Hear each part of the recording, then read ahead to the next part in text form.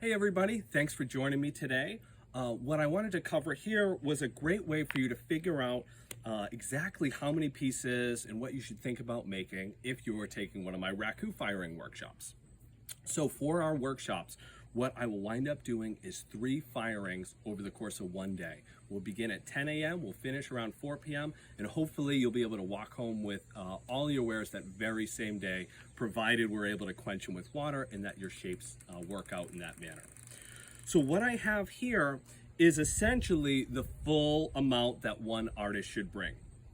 The way I try to break it down is that one of these kiln shelves,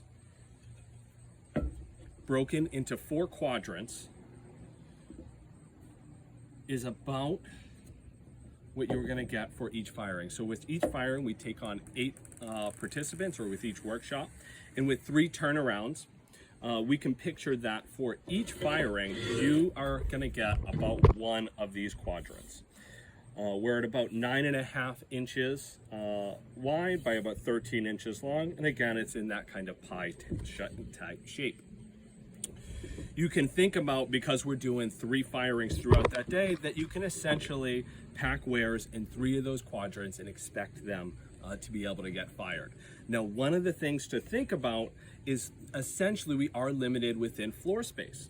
So when it comes to that variety of shapes, if you're taking off something that, say, can't stand vertically, it needs to be laid down, something like this may take a very fair amount of space, and you may want to couple it with, say, a tall narrow piece that could go beside it, just keeping in mind that we really have to get in and pick all these pieces up, and we are not going to be using shelves during these firings. So with that said, you want to kind of think about how you can balance those pieces. Again, we'll take up those 3 quadrants there. And that other thing to keep in mind is that we need to be able to physically go in and pick these pieces up.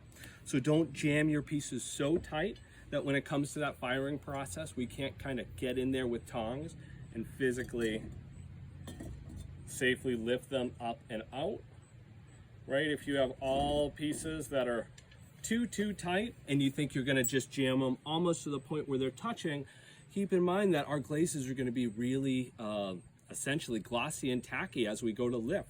So what I don't want to do is start picking up a piece and have it bumping into other ones and kind of leaving marks on either your own work or somebody else's work.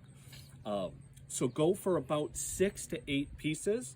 Again, you can think about filling 3 of these triangular quadrants that will be 9.5 inches by 13 inches long. And just think about that kind of variety and how you can really optimize and really make the most out of your space. If you're doing anything larger, you have any special requests, always feel free to email me. Happy to answer any questions. And if we have to do something beyond that 10 inches, we can add additional rings, but it does slow our firings down. So maybe just that final firing for that day. Thank you so much, and I look forward to having you out here.